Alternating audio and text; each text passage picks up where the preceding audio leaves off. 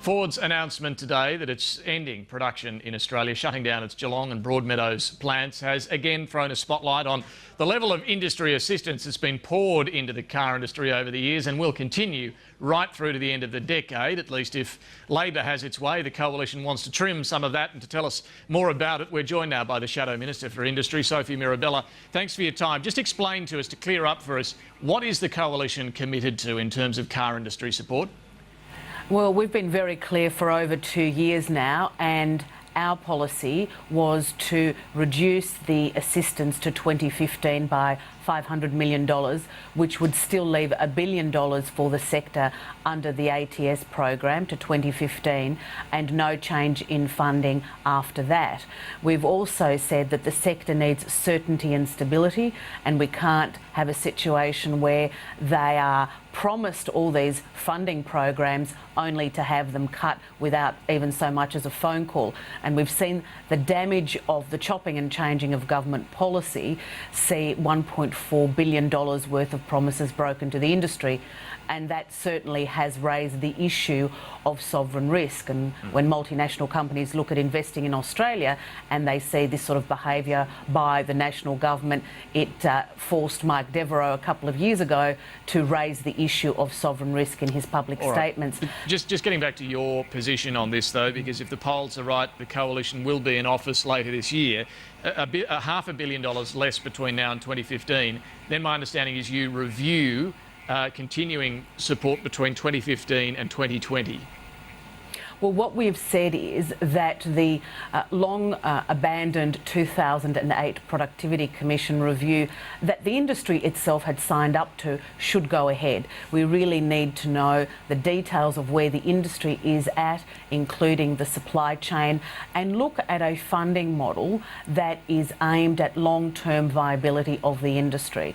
The car companies themselves will tell you the current funding arrangements and the guidelines and the benchmarks are not working. We need something that assesses and deals with the situation as it exists now, and looking at new, different benchmarks going into the future, and looking how we can have a viable industry. And in the Coalition, we believe that an essential part of that is to foster and to grow our export market. But do you acknowledge that by not giving a guarantee about funding between 2015, which is only 2 years away, and the end of the decade, that is creating this uncertainty for the industry? I mean, Holden today said in its statement, the industry needs swift action to make Australia's automotive policy settings clear, consistent and globally competitive as quickly as possible. Doesn't your review leave some uncertainty? Absolutely not. We have not foreshadowed any changes to funding levels beyond 2015. What we have said is what the industry has said and has shown by their actions in not being able to qualify for assistance under existing arrangements, and that is the current funding system does not work. We need a better way, a better funding model aimed at long-term viability of the industry. But you'll still spend the same amount as Labor is pledging, aside from that $500 million that you would cut between now and 2015.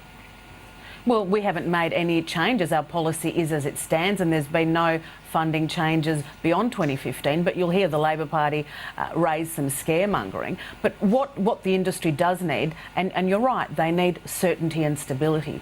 Because when they sat down with the government and the government said, open your books, tell us what you're prepared to invest, and we'll stump up money for the Green Car Innovation Fund.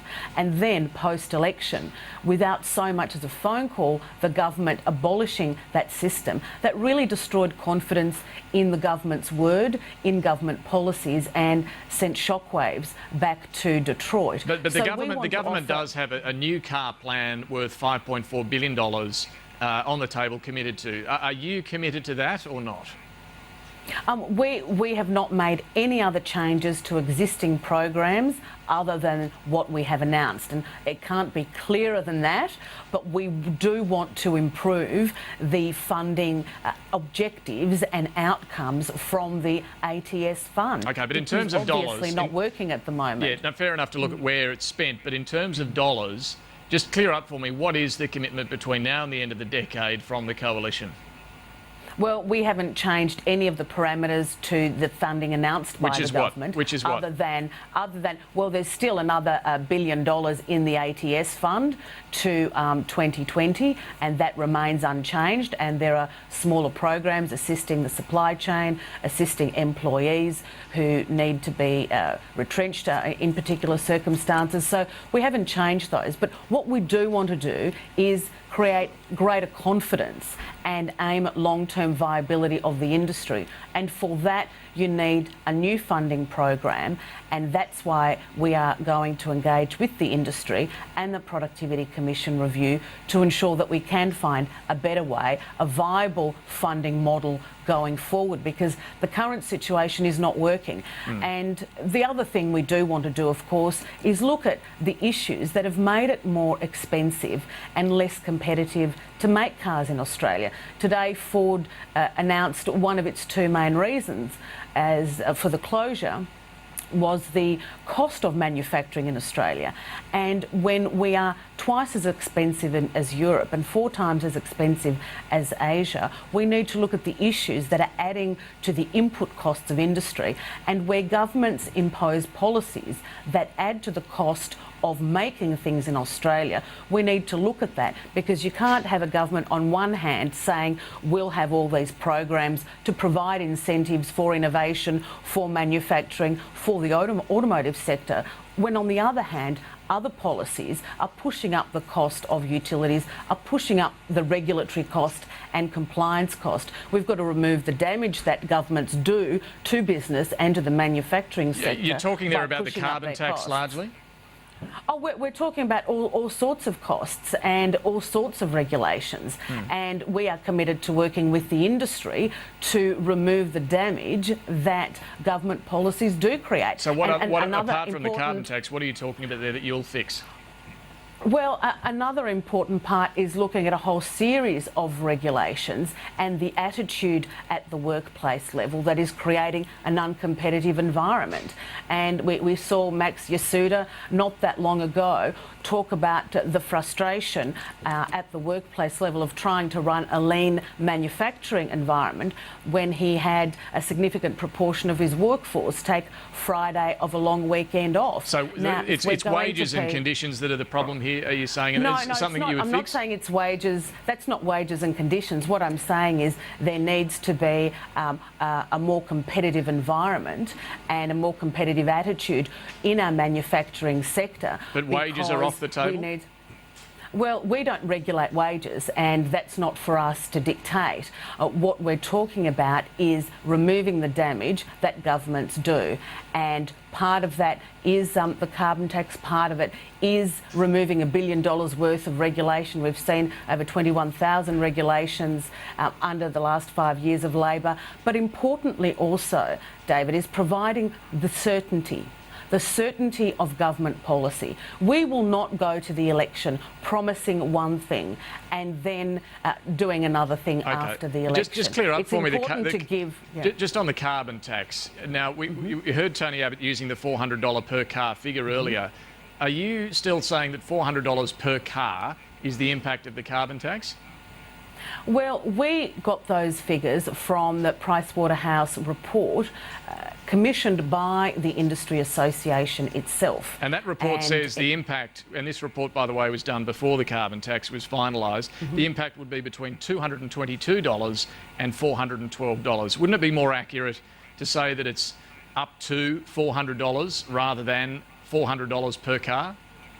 Well, in some cases, it could be even more, depending on where your components come from. I mean, if anyone is saying that the car companies aren't suffering from additional input costs because of the carbon tax and through additional electricity and gas for their refrigeration, don't really understand the manufacturing sector in Australia and how tight margins are and how difficult things are. Just a final question, getting back to where we started in terms of industry support. You will cut $500 million in industry support. What impact do you think that will have? Well, we've been very open about that. We made that announcement February 2 years ago, and we've been in discussions and explained that to the industry. And we're in a situation where the industry, the main players, are finding it very difficult, if at all, in being able to qualify for that funding in the first place. And it still does leave $1 billion to 2015 in that fund. But it will impact on them, won't it? Surely it will impact on them. Well, how can you say it will impact on Well, $500 million must make a difference. Well, the car companies aren't qualifying for the full amount as it is, and we have given plenty of notice. The figure, the reduction by $500 million brings the figure much closer to that even recommended by the government's hand-picked review by former Labor Premier.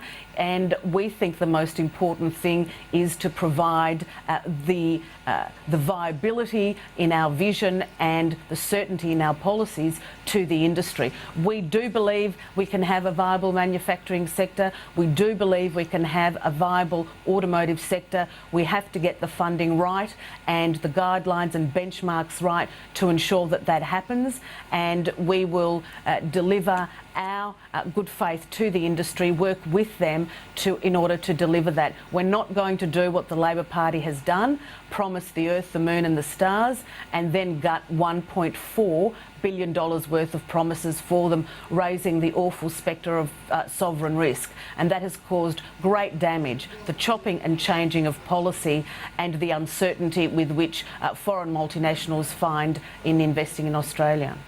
Sophie Mirabella, Shadow Industry Minister, thank you for joining us this afternoon. Pleasure. After the break.